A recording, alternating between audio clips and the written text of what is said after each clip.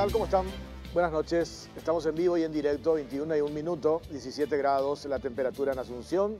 Arrancamos la caja negra. Gracias por la preferencia, como todos los martes. El caso Yucio, habíamos nosotros en Canal 13, en 30 más, habíamos expuesto la foto de Marcus Vinicius Espíndola Marqués de Padua y Arnaldo Yucio, donde se confirma el vínculo. Y a partir de allí se genera la investigación, la denuncia correspondiente. Es importante poner en contexto porque hoy a las 7:20 de la mañana se dio el allanamiento en la casa de Arnaldo Yucio, el exministro del Interior, por parte de los fiscales que tomaron intervención, Osmar Legal, Alicia Saprissa, después se suma también Silvio Corbeta, de unidades del Ministerio Público, de diferentes unidades, crimen organizado, delitos económicos, anticorrupción. Y les decía que es importante poner en contexto porque hay un relato de los defensores de Arnaldo Yucio y de un sector de la prensa, el grupo ABC Color, el grupo Bierzi, que en todo momento lo defendieron a Arnaldo Yucio, y pretenden instalar en la construcción del relato en defensa del fiscal de que esta imputación tendría un trasfondo político. Hablan de la famosa frase que yo siempre repito: todos o la mayoría de los funcionarios públicos o exfuncionarios públicos implicados en algún hecho de corrupción alegan la famosa historia de persecución política. Y en el caso Yucio le agrega no solamente persecución política, me quieren hacer callar, un sector del cartismo que instrumenta el Ministerio Público, etcétera, etcétera. Cuento chino. ¿Por qué? Porque, como siempre digo, vamos a partir de los hechos objetivos para hacer un análisis en relación a este tema. ¿Y cuál es el hecho objetivo que desmorona, desmantela el relato de los defensores de Yucio? Aparecieron actores políticos, por supuesto, la senadora Desirée Masi, una de ellas, quien es del mismo signo político, de Arnaldo Yucio, del PDP, su abogado, Guillermo Duarte Cacabelos, arrancando ya, cuando no, Guillermo Duarte Cacabelos con chicanas, también ex candidato a senador, PDP, mismo sector, mismo grupo político, y aparecen allí un sector también de la prensa que lo veían a Yucio como el corajudo, como el valiente, porque se animó a denunciarle a Horacio Cartes a partir de una presentación, un PowerPoint, que ni siquiera él se hizo cargo posteriormente, porque cuando le convocaron de la Fiscalía para que dé la cara y argumente sobre eso, no apareció, se excusó, le molestó la presencia del abogado del expresidente Cartes y no quiso declarar.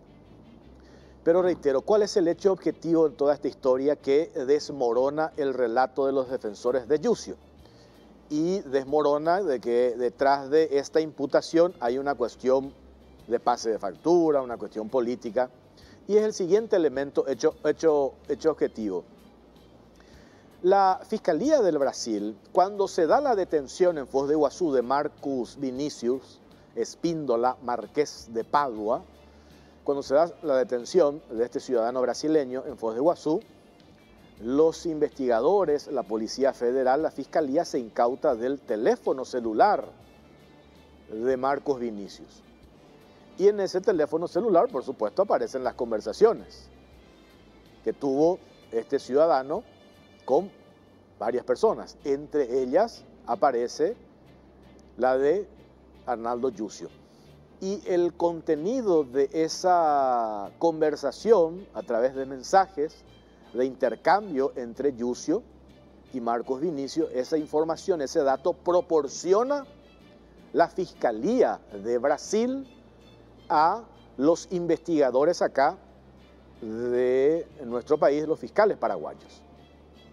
Entonces, no podemos decir que la Fiscalía del Brasil está siendo instrumentada también con un fin político, etcétera, etcétera. Ese solo hecho objetivo, ese elemento revelador, por cierto, porque viene a confirmar el vínculo de amistad, de relación que existía entre Yucio y Marcus Vinicius, viene a confirmar ese aporte fundamental fundamental, ese aporte del Ministerio o de la Fiscalía Federal de Brasil en el marco de la investigación es clave. Y con esto desmorona, reitero, esto que pretenden instalar desde un sector de la prensa y los defensores de Yucio, de que esto forma parte de una persecución, inclusive ya lo quisieron vincular a uno de los fiscales con otras cuestiones que no tienen nada que ver.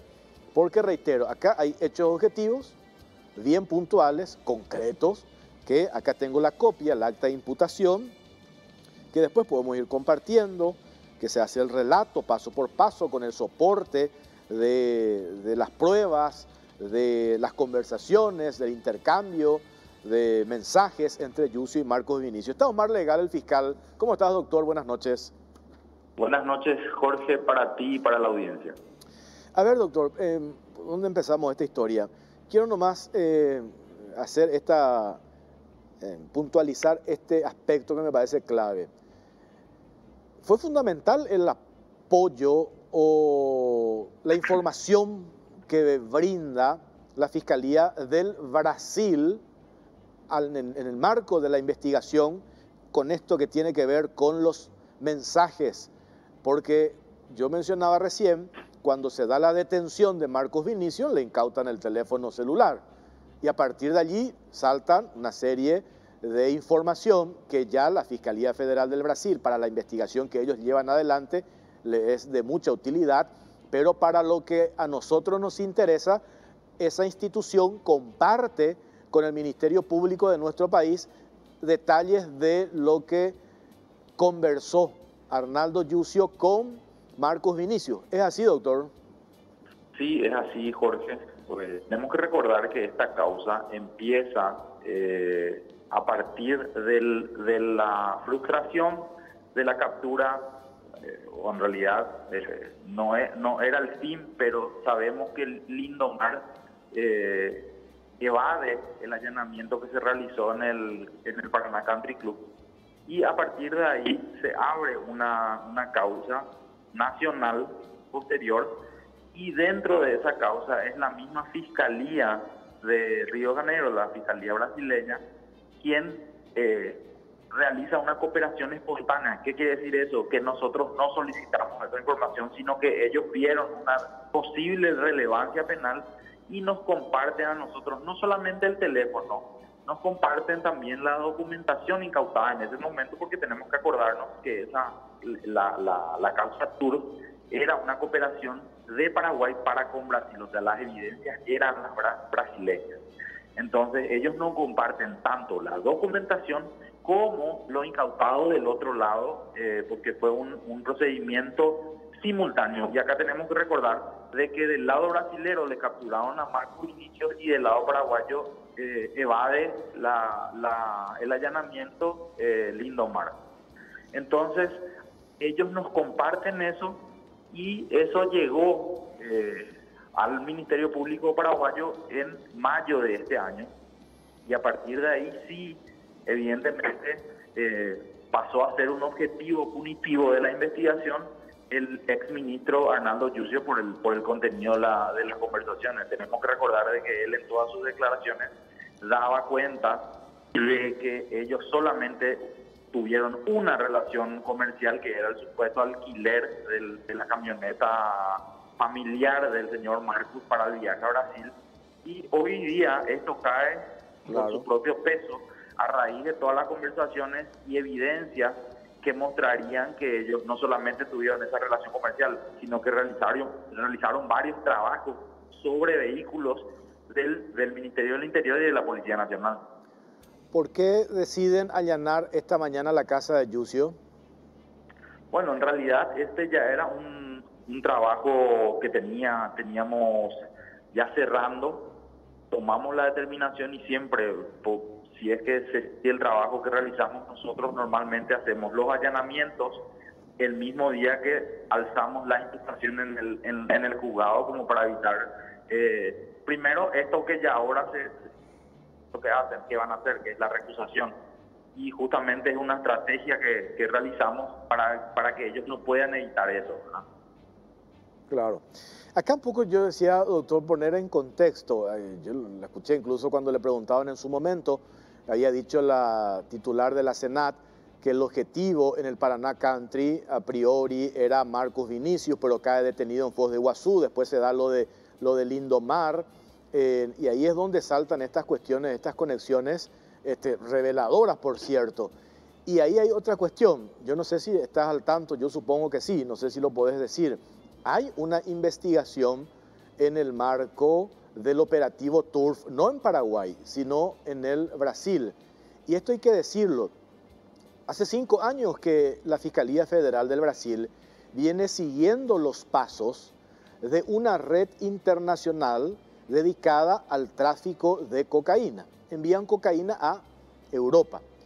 Y allí aparece un empresario de apellido Córdoba, muy conocido, un empresario carioca de la alta sociedad en el Brasil, que se dedicaba a la actividad del transporte fluvial y terrestre, y él, entre paréntesis, fanático de las carreras de caballo, por eso lo del operativo Turf, entre paréntesis, y en el marco de esa investigación aparecen algunos nombres, entre ellos Marcus Vinicius, entre ellos Lindomar Reyes Furtado, y haciendo un poco la cronología de la investigación, ya en el 2021, eso nos decía cuando habíamos hablado en su momento, el fiscal Manuel Doldán, que el Ministerio Público, la Fiscalía Federal del Brasil, pide información acá a la Senat, ya sobre estas personas, Lindomar, por un lado, y por otro lado Marcus Vinicius.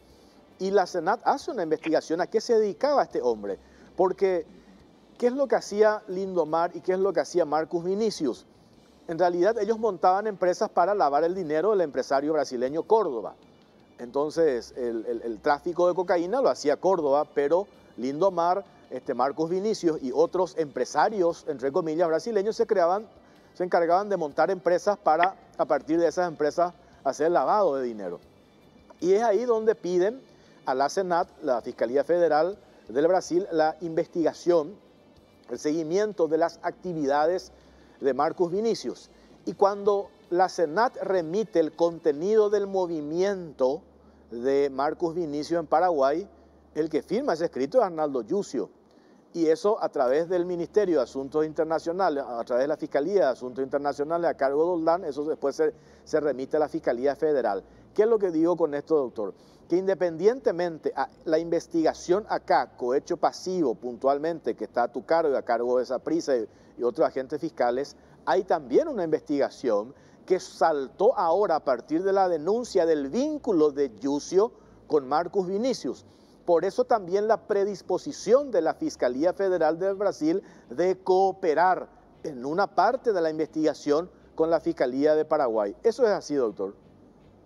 Sí, en realidad hay varias cuestiones que por una cuestión primero de celo investigativo y estrategia no puedo decir, pero evidentemente varias cuestiones de las que estás diciendo tienen relación a esas investigaciones. Y es claro de que evidentemente esta investigación estaba llevándose a cabo por la Policía Federal por un lado y posterior también por la Fiscalía de Río de Janeiro, que es quien apertura esta cooperación, primero, como bien dijiste, en la causa Turf y posteriormente ya nos cooperan de manera espontánea para la apertura de la causa Paraguay.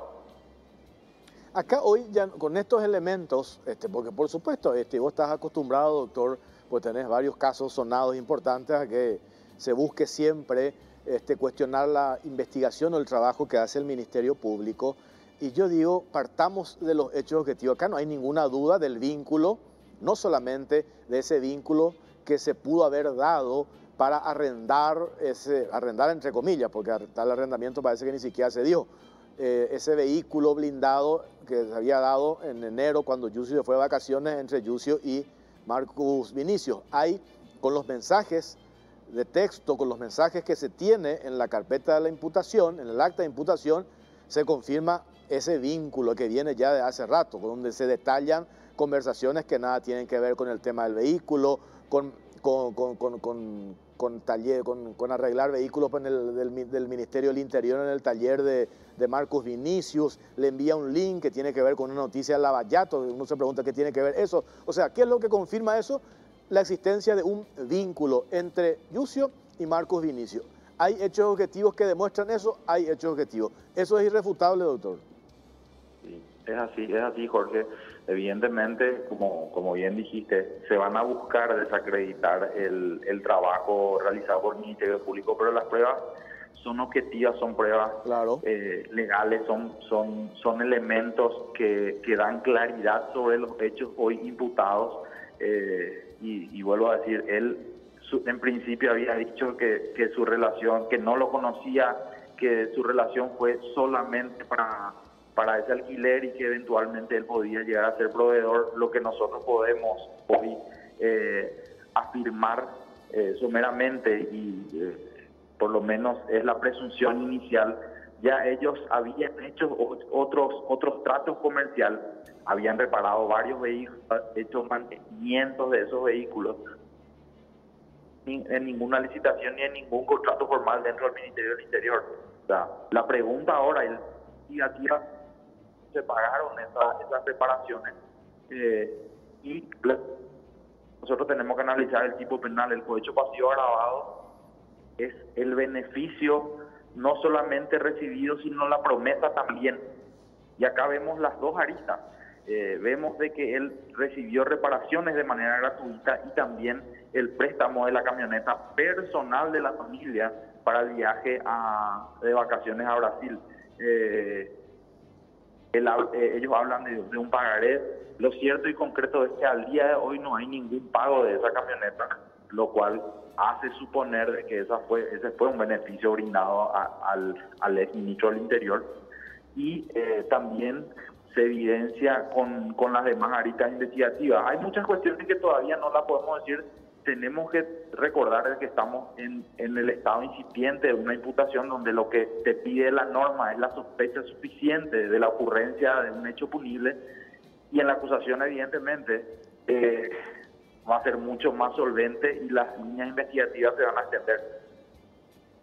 Claro, además esto que mencionaste de esta imputación que se da, cohecho pasivo agravado, ¿qué otros tipos penales podrían analizarse en el caso de Arnaldo Yucio?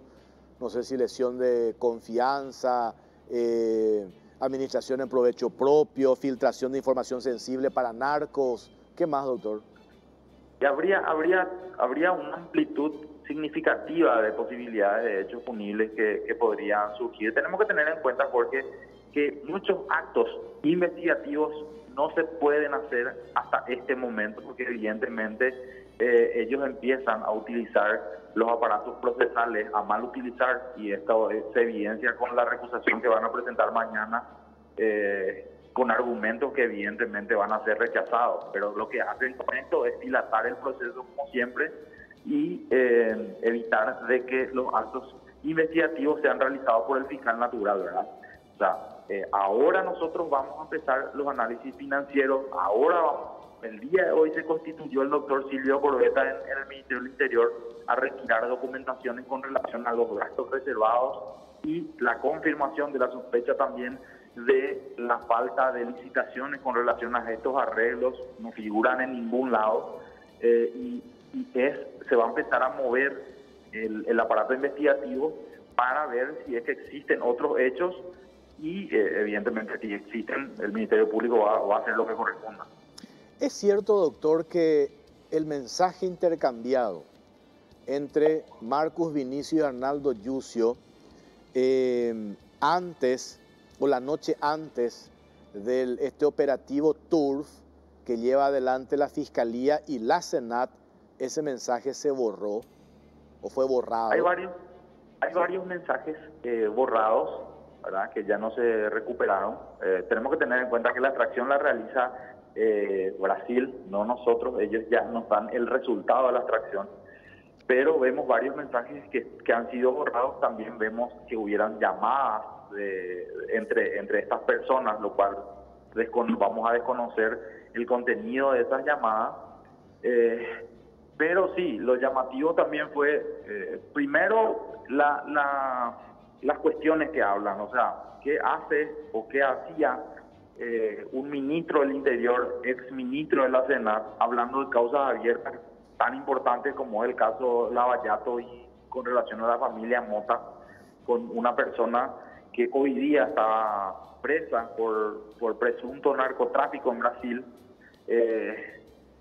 Y acá tenemos que hacer conclusiones personales y preguntarnos cómo él, con toda esa experticia, no pudo saber quiénes eran esas personas. Y una cuestión simple, que también está en la imputación, hay reenviados, y nos consta dentro de la investigación, de que el intermediario en las ventas era el señor Adolfo de Crisis.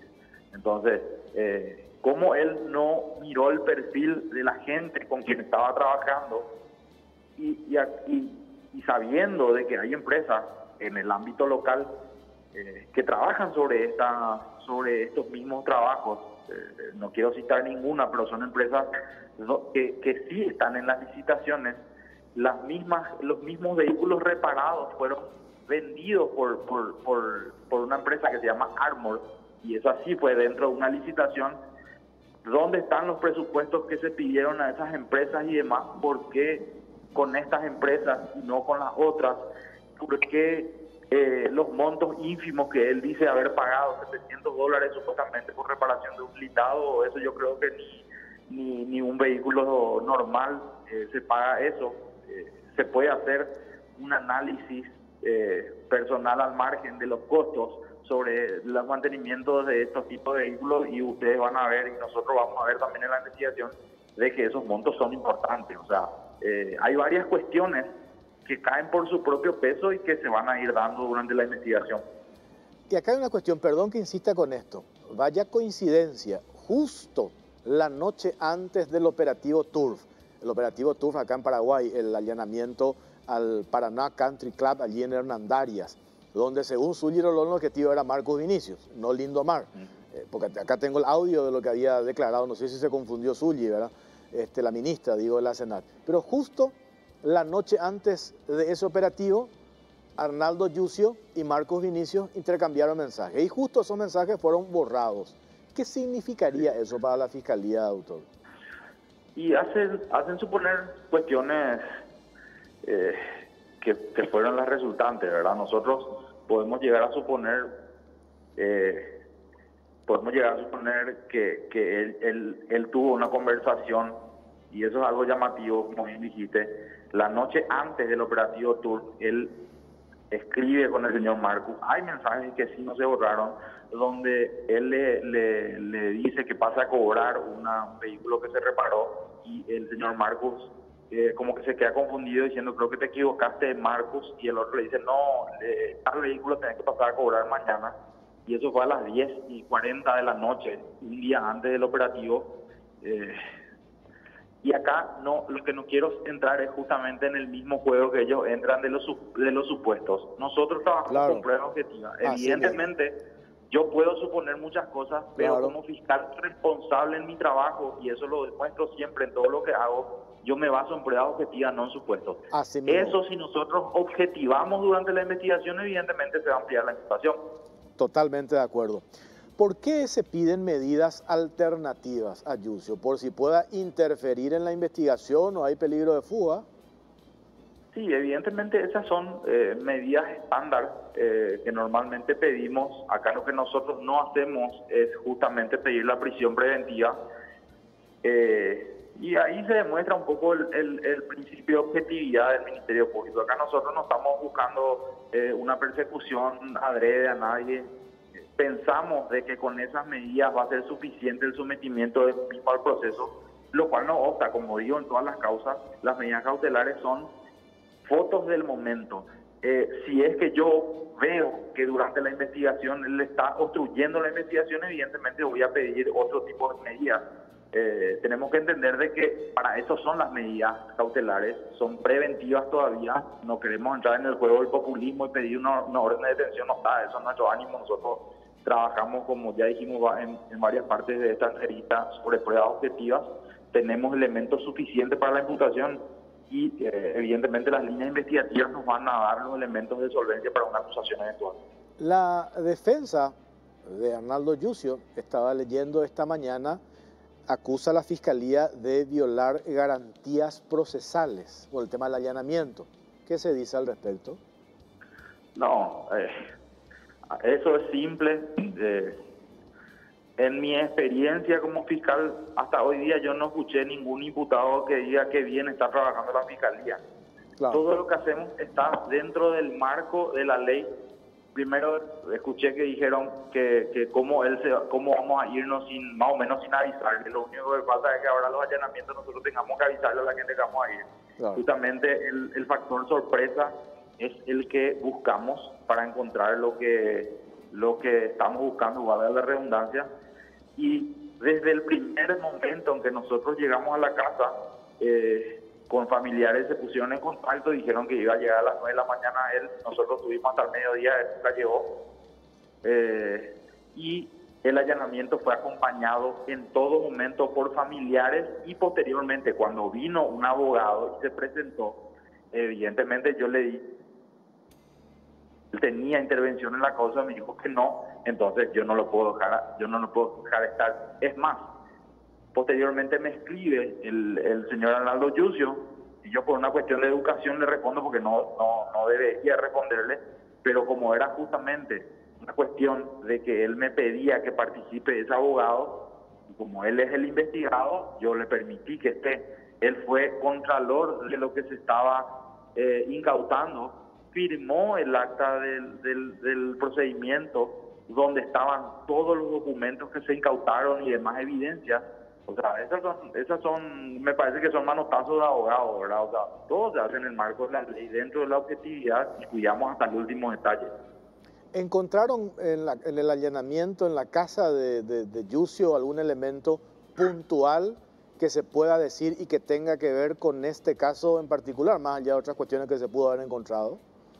Sí, se encontraron varias documentaciones, entre ellas se encontraron documentaciones con relación a la empresa Black Eagle. Se encontraron proyectos de licitaciones del Ministerio del Interior, documentaciones relacionadas a la Senat. Realmente se encontraron varias cuestiones que nos van a servir como norte dentro de la investigación y también nos dan otras líneas para seguir trabajando. Doctor, gracias por estos datos, por su tiempo, muy amable. Jorge, por favor, el agradecido soy yo, que tenga buena noche y también a la audiencia. Igualmente, el fiscal Omar Legal, uno de los fiscales que tomó intervención en el caso de la imputación a Arnaldo Yucio. De vuelta, escucharon ustedes los elementos objetivos que existen en este tema. Con esto que expone el fiscal, con lo que se tiene y con la ayuda de la Fiscalía Federal del Brasil, se desmorona ese relato de los defensores de Yucio, de que supuestamente esto forma parte de una persecución política o de un pase de factura de un sector político por supuestamente las graves denuncias que había formulado Arnaldo Yucio en esa reunión que él tuvo con amigos allí del Congreso, donde expuso un PowerPoint que tampoco nunca se hizo cargo de esa denuncia que él había presentado. Y para ponernos más en contexto, cuando nosotros habíamos mostrado esta fotografía y el vínculo de Yucio con Marcos Vinicius, al día siguiente habla Yucio y dice: yo alquilé porque tuve un problema con mi vehículo cuando estaba trasladando a vacacionar al Brasil, tuvo un problema y entonces ahí me acordé de un empresario que había ido al Ministerio del Interior a ofertar esto que estamos viendo ahí, todo lo que tenga que ver con blindaje de vehículos, chaleco antibala, etcétera, etcétera, y ahí supuestamente le llama y le alquila el vehículo. Le preguntaron en ese momento a Yucio: ¿tenés la copia de lo que pagaste? Dice: no, en ese momento no tenía. Nosotros, cuando saltó este tema, hablamos 7:35 de la mañana, me acuerdo perfectamente, con el gerente de la empresa Ombú S.A., una de las empresas de Marcos Vinicius. ¿Qué nos dijo el gerente? Espera, acá no hubo ningún alquiler, nada. A mí me llamó el señor Marcos Vinicio, me dijo que le preste la camioneta de la esposa de Marcos Vinicio a Arnaldo Yucio para sus vacaciones y le dar un poder para poder circular por el Brasil. No existe otra cosa. Y después ahí entró en una serie de contradicciones que ahora acaban de escuchar al fiscal, que está acá en la copia de los mensajes. La relación de Yucio con Marcos Vinicio venía no solamente hablando de cuestiones puntuales de las ofertas de los productos de las empresas de Marcos Vinicio al Ministerio del Interior. Hablaban de todo, del operativo Lavallato, de la reparación de vehículos, es más. Y este es otro dato clave para construir la historia. Están los hechos objetivos. Ya no se discute el vínculo de Yucio con Marcos Vinicio por las pruebas que aportó la Fiscalía del Brasil. Y a esto se suma, ¿qué cosa? Ese informe de la Senat sobre Marcos Vinicius que firma Yucio, que le remiten posteriormente a la Fiscalía del Brasil en mayo del 2021, eso firma Yucio. Entonces, cuando nosotros le habíamos preguntado al fiscal Manuel Doldán, es difícil que quien está al frente de la institución, la Senat, desconozca quién es el investigado al firmar un informe, un reporte. El fiscal dice, imposible, porque no estamos hablando de un actor de reparto en una estructura criminal. Estamos hablando de uno de los considerados hombres claves en la organización internacional criminal que estaba siendo investigado en el Brasil. Y a eso hay que sumarle otros hechos objetivos. A mí me tocó, no voy a contar el nombre, hablar con un empresario que se dedica al rubro de vender chalecos antibalas, de blindar vehículos, etcétera, etcétera. Y que también estaba interesado en participar de los procesos licitatorios del Ministerio del Interior. Y me decía este empresario, cuando se dan estos llamados, nunca nos convocaron a que, como estamos viendo ahí, a que la empresa exponga con el comandante de la Policía Nacional, con toda la cúpula de la policía, con los integrantes ahí del Ministerio del Interior para mostrar el producto que vamos a vender. Nunca. ¿Por qué lo hicieron con Marcos Vinicius? Porque me dice este empresario, esa licitación ya estaban montando para conducir, dirigir a Marcos Vinicius para que él se convierta en proveedor del Ministerio del Interior.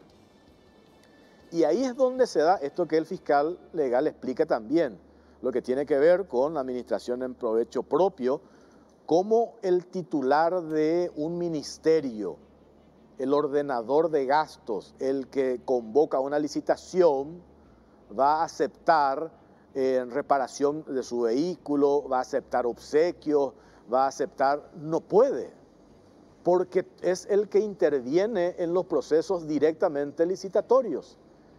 Y lo que me dice este empresario, nunca nadie de otros también que se dedican a este rubro fueron convocados al Ministerio del Interior para mostrar los productos. Eso generalmente se da, se elabora el pliego de bases y condiciones, las especificaciones técnicas, y en todo caso, cuando se hace la apertura de las ofertas y allí se presentan los oferentes, podría eventualmente la empresa convocante o la institución convocante llamar y pedir para ver la calidad de los productos que fueron ofertados. Nunca se da antes. Si se da antes es porque ya existe un favoritismo, como se dio con esta imagen que estábamos viendo de Yucio con Marcos Vinicius. Y a esto hay que agregarle otro elemento con esto que confirmó el fiscal. Y esto es importante también para entender la gravedad del caso. Y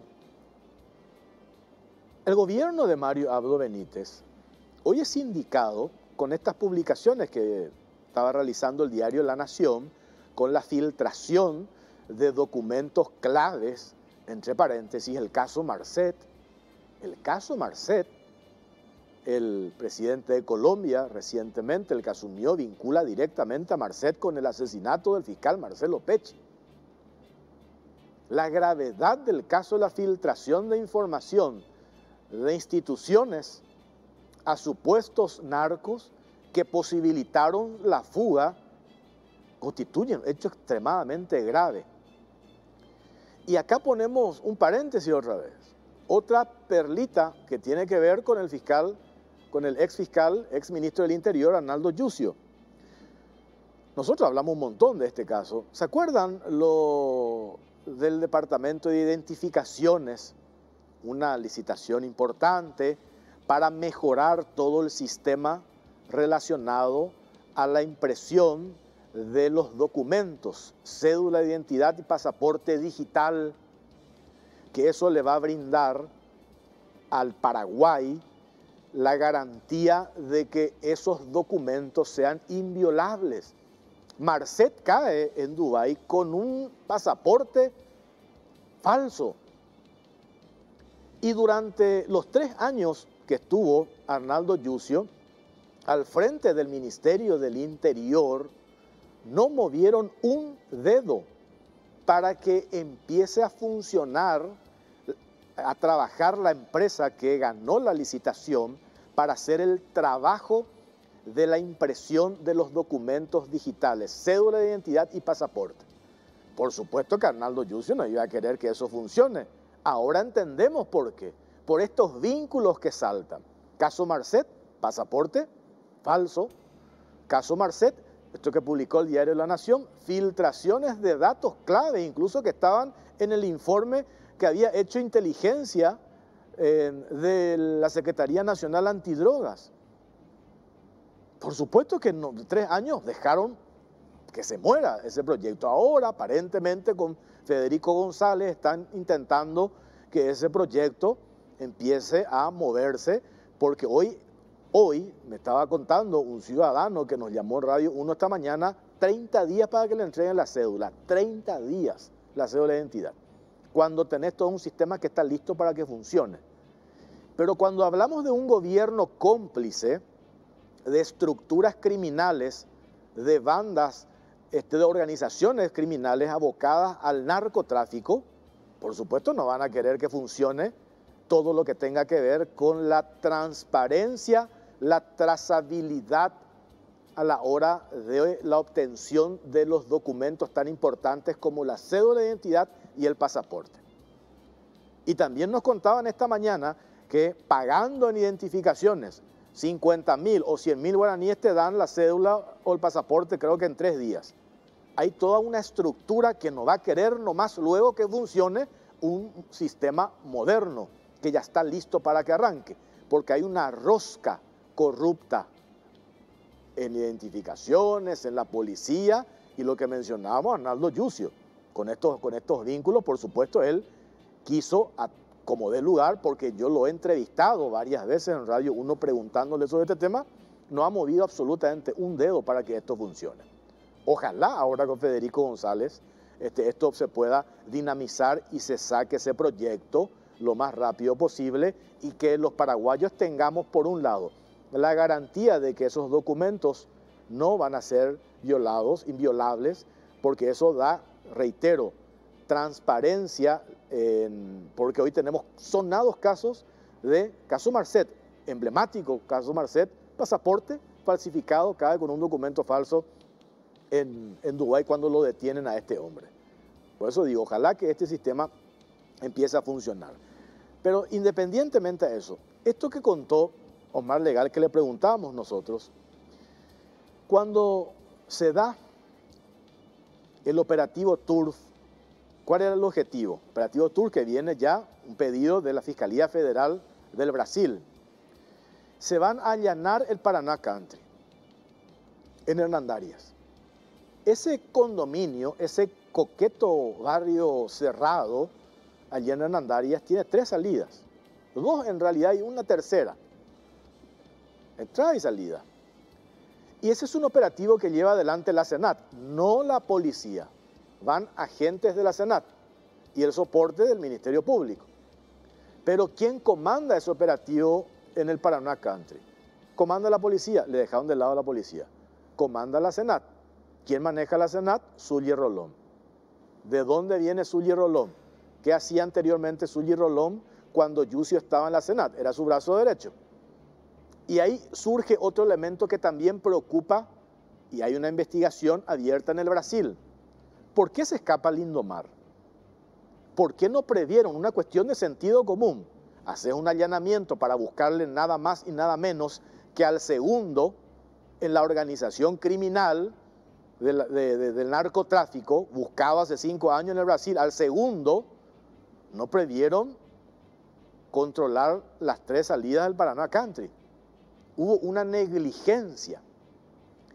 Y el hecho relevante ahora es que, ¿qué hacía el ministro del Interior en ese entonces, Arnaldo Yucio, intercambiando mensajes una noche antes de ese operativo Turf allí en el Paraná con Marcos Vinicius? Reitero en el organigrama, el empresario Córdoba brasileño, el que hacía el tráfico enviaba la cocaína a través de sus fletes marítimos a Europa, y quienes se encargaban en esa estructura de lavar el dinero proveniente del narcotráfico, Lindomar Reyes Furtado, Marcos Vinicius. ¿Qué hacía el ministro del Interior en ese entonces de Paraguay intercambiando mensajes? Que ahí aparece, dice ilegal, justo esa noche antes esos mensajes están borrados del teléfono celular de ¿quién? De Marcos Vinicius, porque se incautaban el teléfono de Marcos Vinicius. Entonces ahí podemos entrar a hacer conjeturas, o podemos entrar en el terreno de las presunciones, partiendo de estos elementos objetivos. Reitero, operativo Turf, ¿quién comanda? La Senat, no la policía. ¿Cómo es que se les escapa Lindomar? ¿Y qué hacía el ministro del Interior de Paraguay intercambiando mensajes con Marcos Vinicius, amigo de Lindomar, que forma parte de la estructura criminal del empresario Córdoba? ¿Qué hacían intercambiando? Le pasó Yucio información clave a Marcos Vinicius para que posteriormente este comparta con Lindomar Reyes Furtado, alertándole lo del allanamiento y posibilitando su huida posteriormente. Estas son las cuestiones que también, aparte de este caso cohecho pasivo agravado, y podría configurarse la existencia de otros hechos penales como lesión de confianza, administración en provecho propio, etcétera, etcétera, como dice legal, la Fiscalía Federal del Brasil lo está investigando a Yucio. Porque 5 años de investigación de la Fiscalía Federal del Brasil, hoy, con esa intervención, la negligencia de la Senat, los mensajes llamativos de Yucio, echan por tierra el trabajo investigativo. Por eso las autoridades brasileñas están molestas. Y por eso esas autoridades deciden colaborar con Paraguay y comparten parte del contenido de las conversaciones de WhatsApp entre Arnaldo Yucio y Marcos Vinicius. Entonces, cuando no quieren instalar la historia o este posteo que hacen en redes sociales, Arnaldo Yucio, esta es, no me voy a callar ante el cartismo, porque esto pueden allanar mi casa 1000 veces, pero yo no me voy a callar nunca. Yucio, acá están las pruebas. Ese discurso de la persecución política, déjalo, no sé, a Rafael Filisola, tu amigo político, que viene repitiendo hace 10 años, chicaneando con tu mismo abogado, con Guillermo Duarte Cacabelo, especialista, que según las publicaciones, especialista en chicanas. Esa historia de que me quieren hacer callar, esa historia de que esta es una persecución política, por Dios, con todos los elementos que hay. Y acá no está solamente el alquiler del vehículo que le hace Yucio a Marcos Vinicius. Hay cuestiones mucho más graves, mucho más graves. Reitero, estas publicaciones del diario La Nación de filtraciones de información confidencial de la Senat en favor de los peces gordos del narcotráfico. O sea, acá hay una cuestión mucho más grave, que entre paréntesis está investigando la Fiscalía Federal de Brasil. O ahora Yucio va a decir que la Fiscalía Federal del Brasil responde al expresidente de la República, Horacio Cartes. Nos hacemos pausa, venimos enseguida.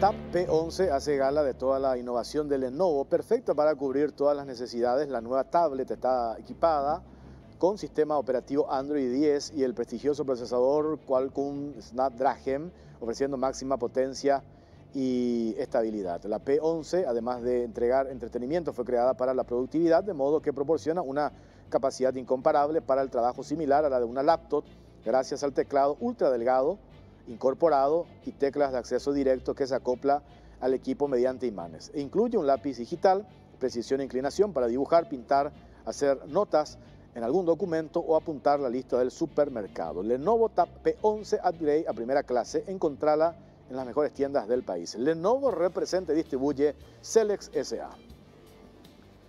Venía a Bristol y aprovecha la semana de celulares, descuentos increíbles y los mejores precios del país en todas las marcas y modelos de celulares. Además, todos los días sorteamos un premio, tu compra te puede salir gratis y vos podés ser uno de los ganadores. Escuchá esta super oferta.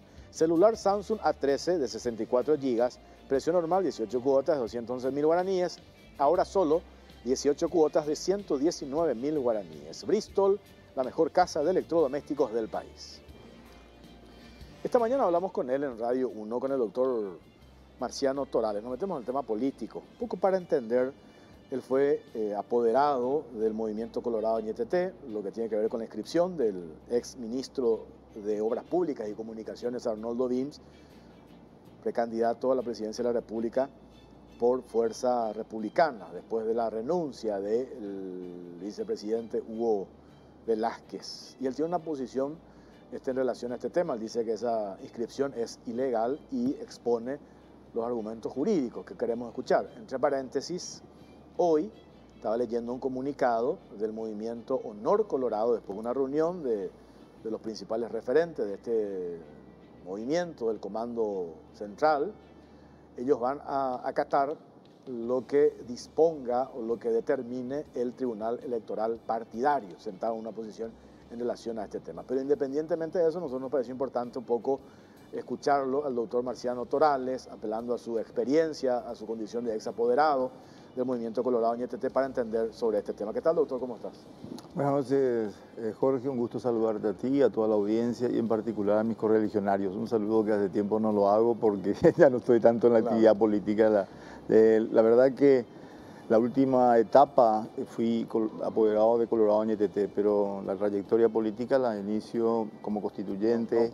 Vamos a contar tu currículum, vamos a estar toda la noche acá, ¿no? Así es que se comienza ya de unos muchísimos años y siempre muy metido con los temas. Estuve en el Senado y apoderado general de Argaña y del partido Colorado mismo, el partido mismo. Pues, o sea, algo de coloradismo entendés un poco, ¿eh? Y creo que sí. Un poquito, no, yo creo que temas electorales más que nada. Más que nada. Bueno, ¿por qué decís que es ilegal esta inscripción de esta candidatura de Dean o de esta chapa Dean Zurunetti? ¿Por qué? Bueno, lo que pasa es que los procesos electorales comienzan con la inscripción de las candidaturas dentro de los movimientos y partidos políticos, movimientos, pero todas están ajustadas. En principio, más todavía en estas elecciones. Estas elecciones hay que tener en cuenta que se van a elegir autoridades nacionales. Vale decir, muchos de los cargos van a ser en lo interno partidario de autoridades nacionales, presidente de la República, senadores, diputados, gobernadores, miembros de juntas departamentales. Entonces, está implicada la propia Constitución Nacional, porque las inhabilidades, las inelegibilidades están establecidas en la propia Constitución Nacional. Y entonces, para llegar a esos cargos electivos, asumir esos cargos como poder constituido, hay unos procesos previos.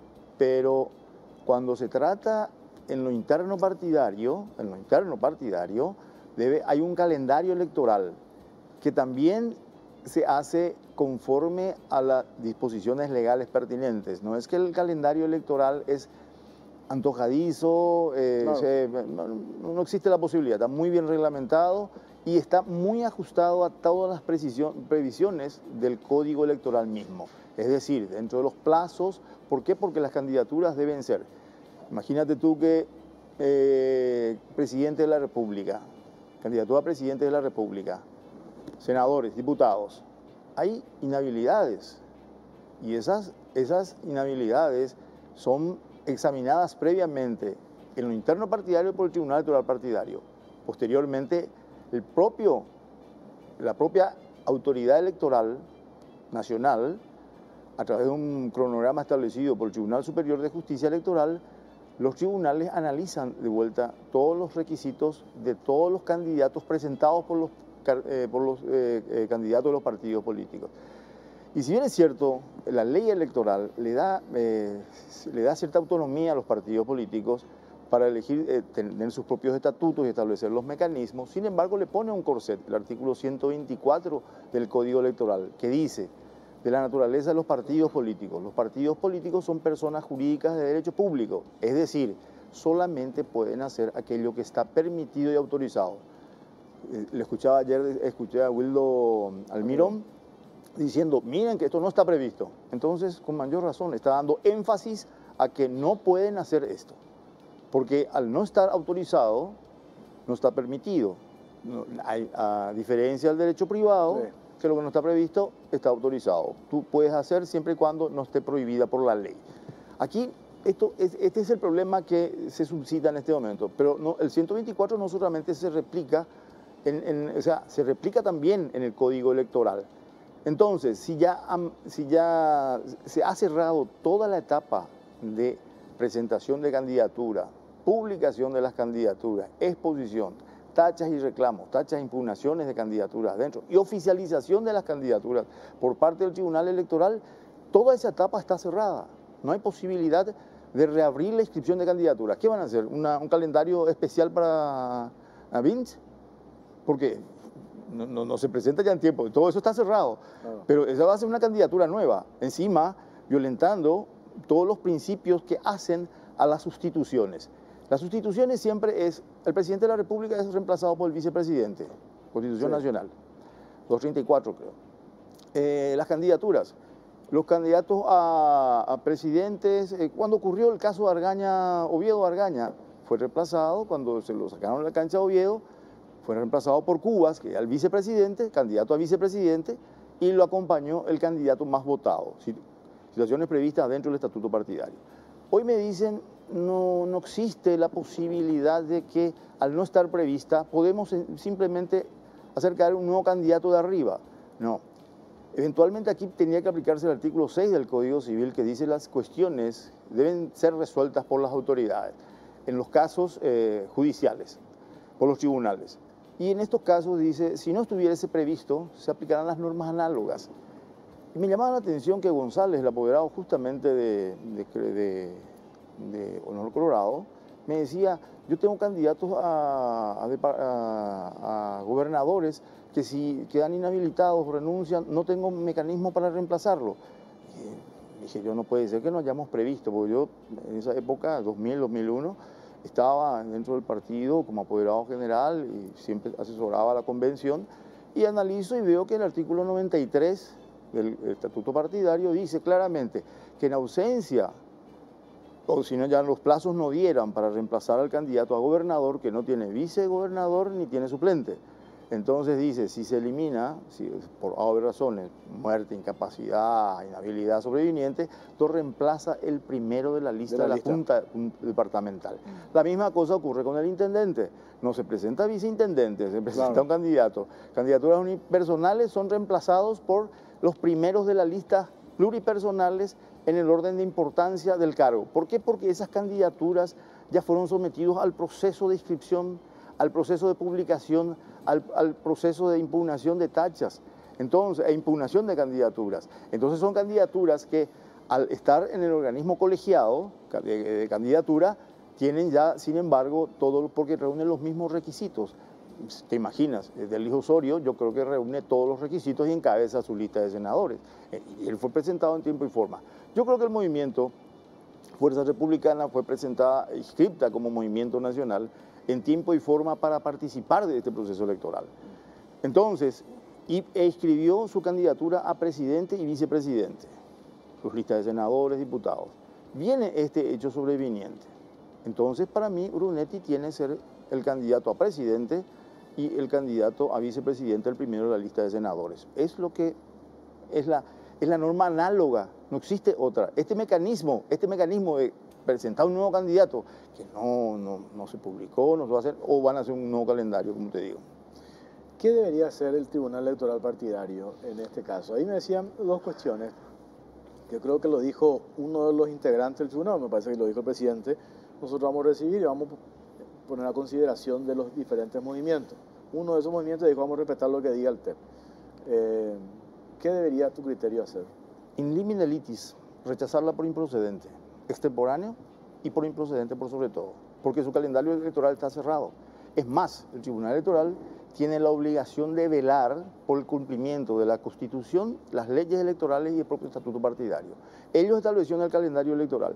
¿Por qué lo hicieron tan anticipadamente? Me dicen que por una cuestión de leyes de financiamiento de partidos políticos, una cosa así, o de candidaturas, para las internas también.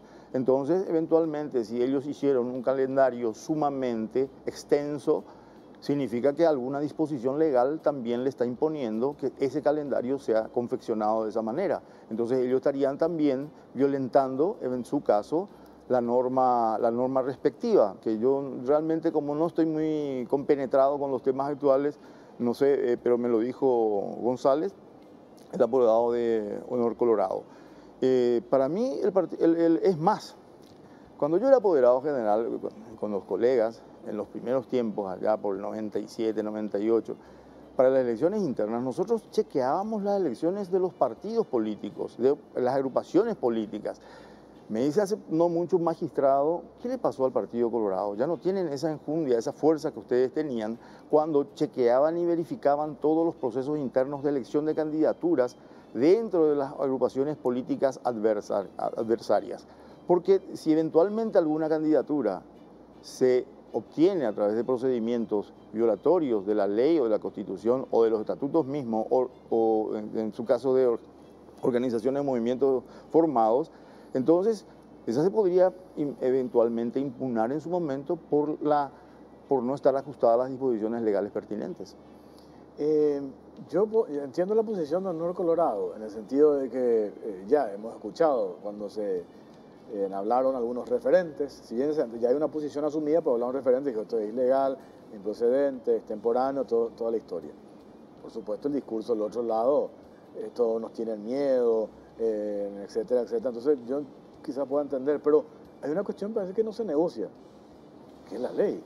No se negocia, es más, a los partidos, es lo que te digo, el artículo 124 de la Constitución no permite, al decirle que las personas jurídicas, los partidos políticos son personas jurídicas de derecho público, está queriendo decirle, no, ustedes se sujetan a la ley, tienen toda la libertad de establecer sus estatutos, sí, pero deben ser siempre el marco constitucional y el marco legal respecto a las elecciones de candidatura. Ustedes no pueden salirse de eso.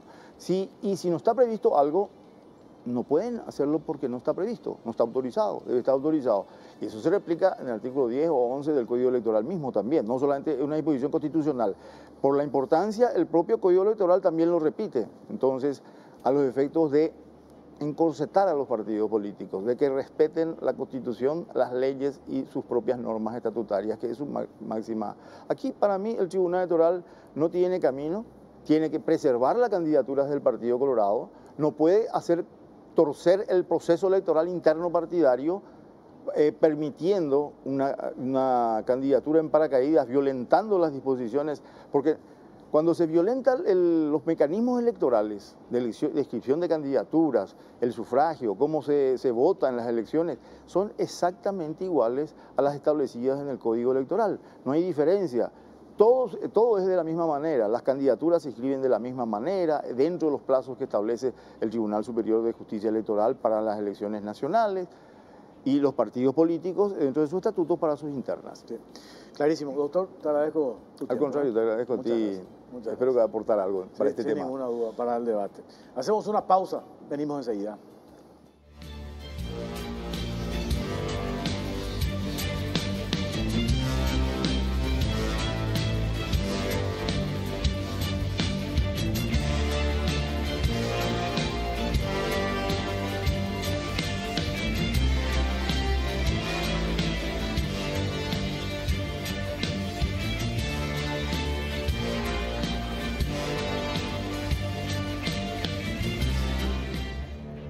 Tab P11 hace gala de toda la innovación de Lenovo, perfecta para cubrir todas las necesidades. La nueva tablet está equipada con sistema operativo Android 10 y el prestigioso procesador Qualcomm Snapdragon, ofreciendo máxima potencia y estabilidad. La P11, además de entregar entretenimiento, fue creada para la productividad, de modo que proporciona una capacidad incomparable para el trabajo similar a la de una laptop, gracias al teclado ultra delgado incorporado y teclas de acceso directo que se acopla al equipo mediante imanes.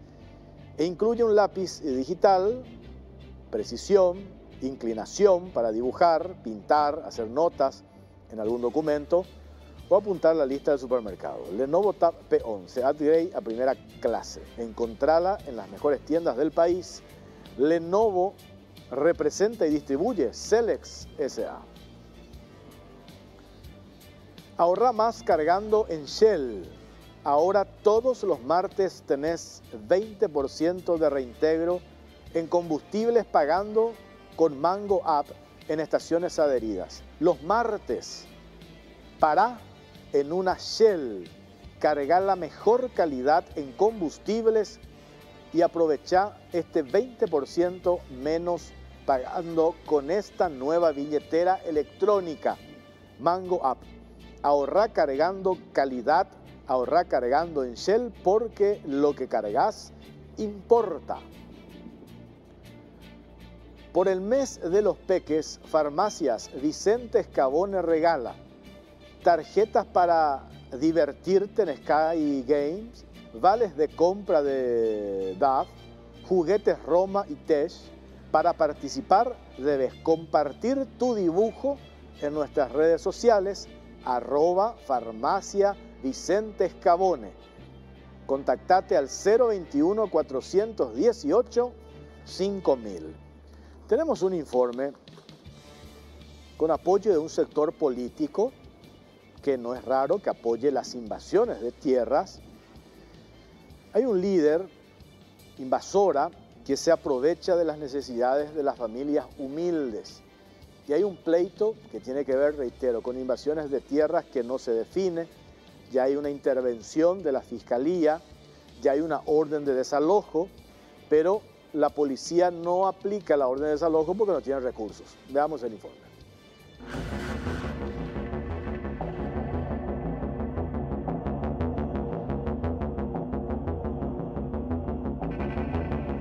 Con apoyo del Frente Guazú, líder invasora se aprovecha de la necesidad de familias humildes.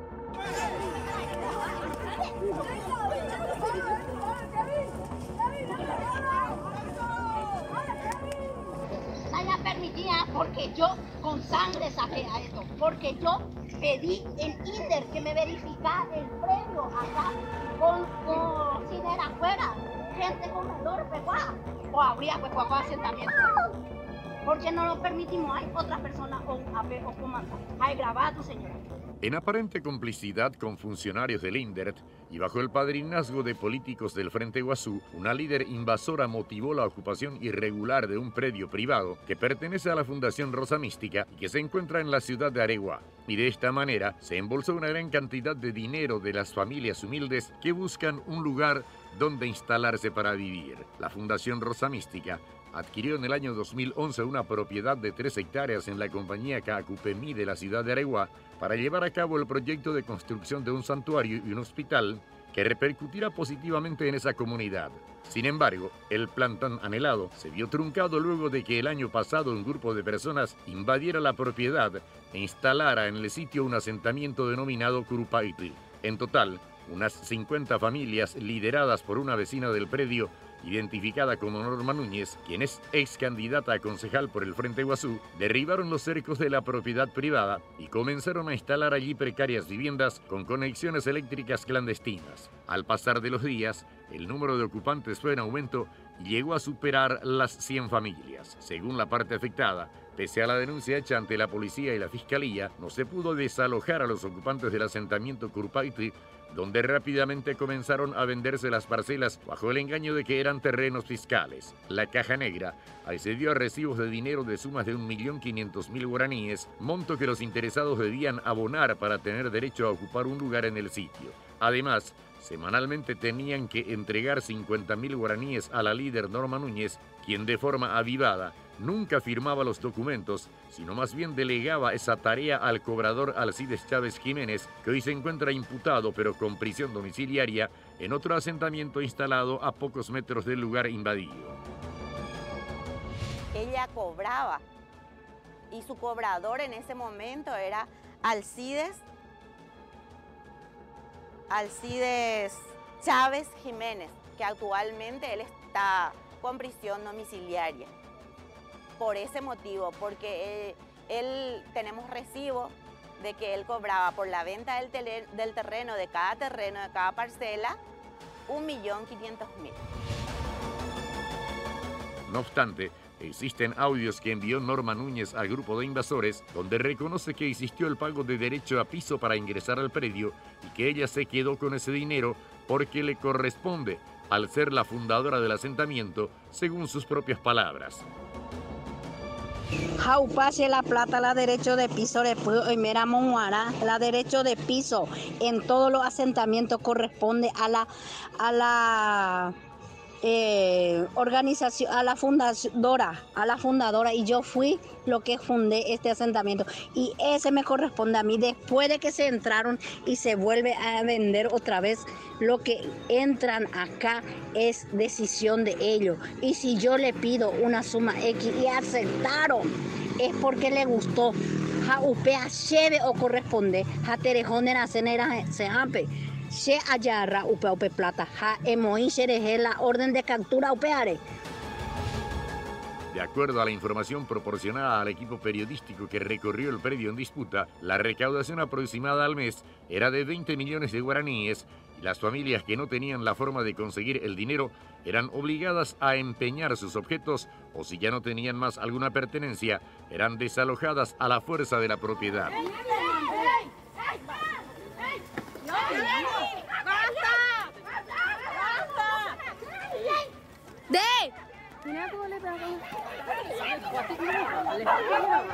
La arquitecta Carmen Pane, presidenta de la Fundación Rosa Mística, mencionó a la Caja Negra que Norma Núñez engaña a las familias y que goza del completo respaldo del senador Jorge Querey. Este apoyo consta en documentos oficiales que el legislador remitió al entonces ministro de la Secretaría de Emergencia Nacional, Joaquín Roa, en abril de este año, en los que solicitaba la provisión de combos de materiales para la construcción de 50 viviendas precarias para ese asentamiento. Así también pedía que se les provea colchones, ropas, víveres, entre otros, a los ocupantes. La nota en cuestión llevaba las firmas de Querey y además Norma Núñez. Sin embargo, dicha solicitud fue denegada por Emergencia Nacional al tratarse de una propiedad privada.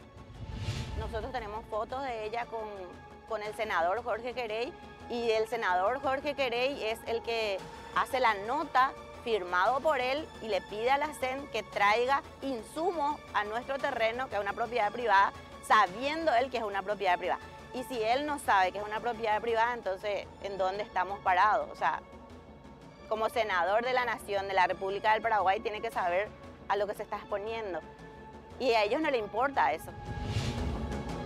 Mientras la denuncia presentada por la Fundación Rosa Mística continuaba su proceso, la líder invasora recurrió al INDERT para gestionar el predio como un terreno fiscal, y fue así que se abrió un expediente en esa institución ante una aparente complicidad de sus funcionarios que habrían estado cobrando sumas de dinero a los invasores para ir a hacer censos y brindarles orientaciones sobre las ocupaciones de tierra. Según los documentos, los invasores llegaron a pagar 150.000 guaraníes para un censo. La presidenta de la Fundación Rosa Mística acusó directamente a la funcionaria del INDERT, Lidia Ayala, de estar detrás de estos cobros.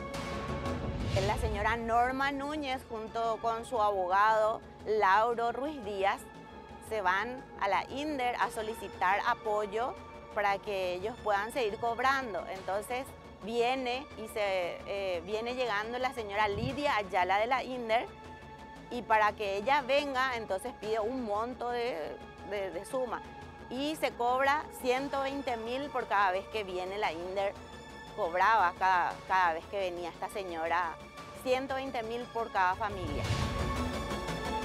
La mujer en cuestión posee antecedentes de hechos similares que fueron denunciados en el pasado, como el caso de unos lotes privados en Ipané que se dieron a conocer a través de la prensa. A principios de junio de este año, la líder invasora e integrante del Frente Iguazú, Norma Núñez, remitió a la fiscal Sonia Pereira un mapa georreferenciado que había sido otorgado por el INDERT, que databa del 16 de mayo del 2022 y solicitaba una mensura judicial para regularizar la tenencia de las 3 hectáreas. Si bien en su escrito presentado ante la Fiscalía alegó mejoras realizadas en el sitio ocupado, en realidad el terreno presentaba una situación contraria, prácticamente sin árboles y destruida en su totalidad por los constantes incendios provocados. Tras tener conocimiento de la apertura de esta causa en el INDERT, también los integrantes de la fundación recurrieron a la institución pública y presentaron sus títulos de propiedad y el plano georreferenciado.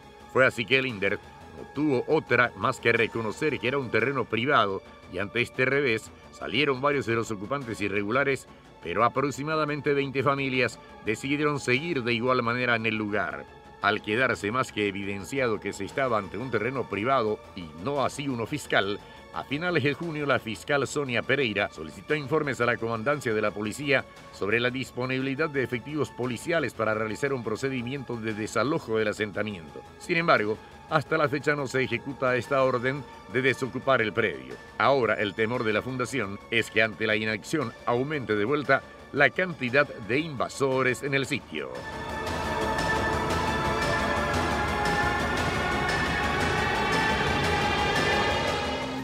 Nosotros compramos la propiedad en Areguá, una propiedad de casi 3 hectáreas, con 4 lotes incluidos, en Areguá en el año 2011, en abril del 2011. Con la problemática de la invasión, que el año pasado hubo 940 terrenos invadidos, nos tocó también a nosotros ser víctima de esa invasión y nos llamaron los vecinos a decir que empezaron a entrar las personas. Fuimos a hablar, a llevarle el título, a decirle que es una propiedad privada y no nos creyeron, entonces fuimos a la policía a hacer nuestra denuncia, luego a la fiscalía acá en Luque.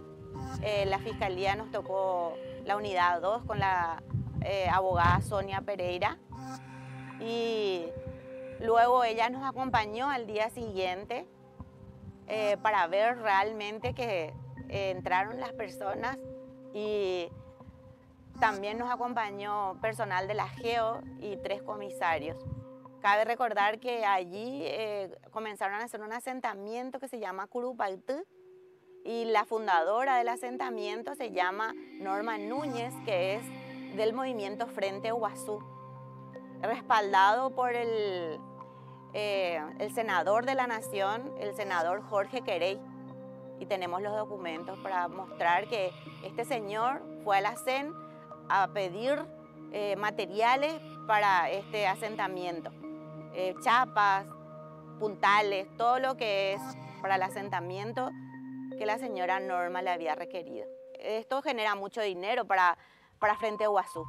Ella cobraba y su cobrador en ese momento era Alcides Chávez Jiménez, que actualmente él está con prisión domiciliaria.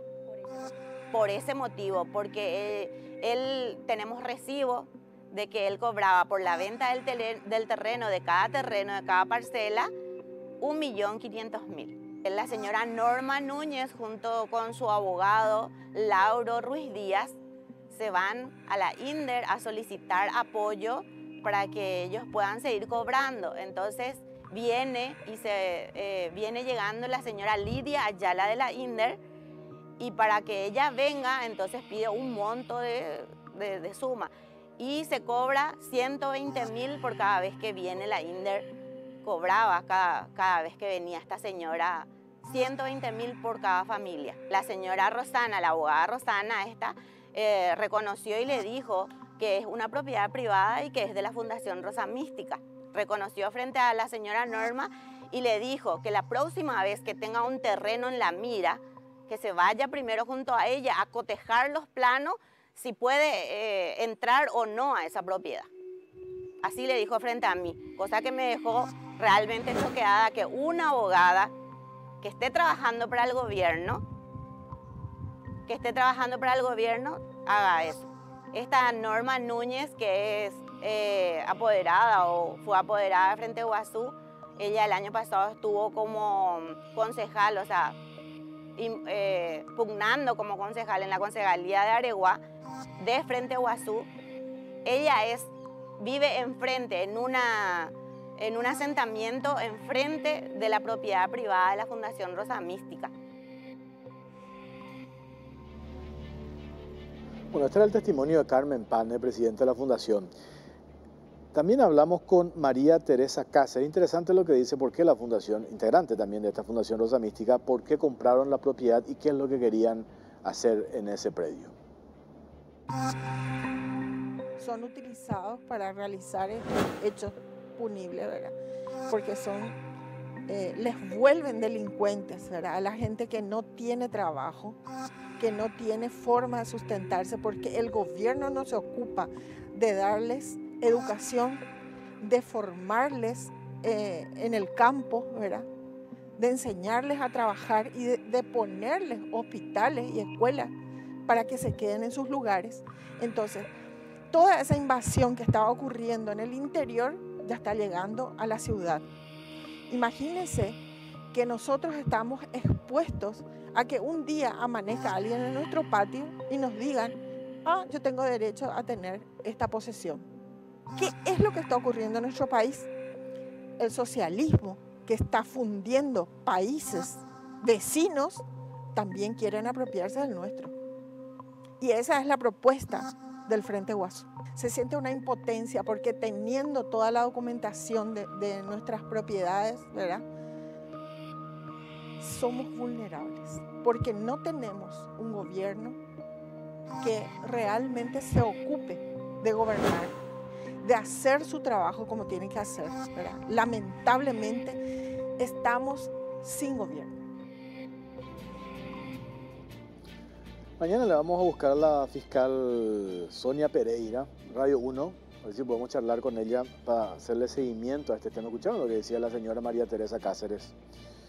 El reclamo, la impotencia, teniendo toda la documentación por la compra de esta propiedad allí en Areguá, con el proyecto que tenían para la Fundación Rosa Mística. Un grupo de invasores entraron, atropellaron la propiedad y hoy no se puede hacer desalojo.